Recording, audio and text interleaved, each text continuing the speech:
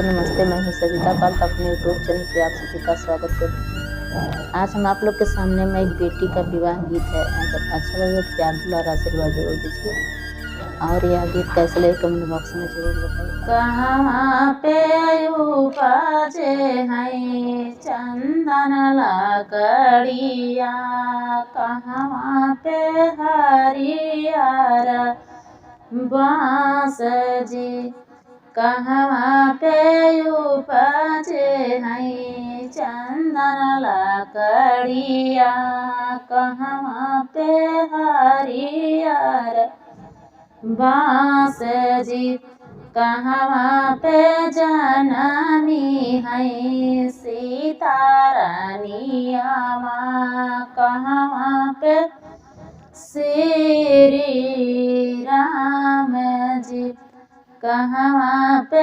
जनमी है सीता रानिया माँ, कहाँ पे श्री राम जी।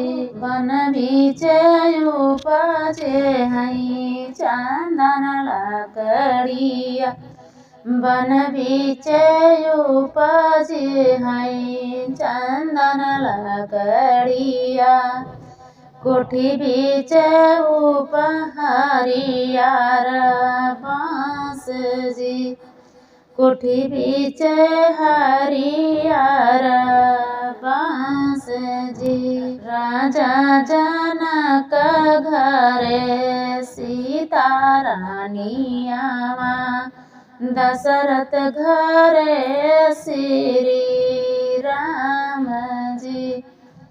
राजा जनक घरे सीता रानिया माँ, दशरथ घरे श्री राम जी।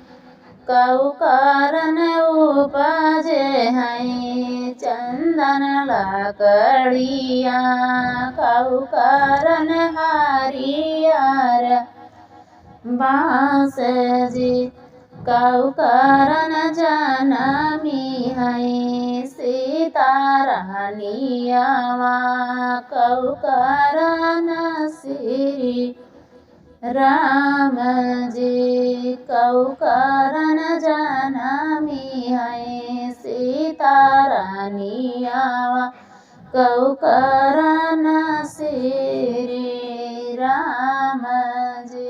माथे तिलक खातिर चंदन लकड़िया, माड़ो खातिर बाँस जी, रामा रोसैया खातिर सीता रानिया माँ, धनुषा तोरण श्री राम जी।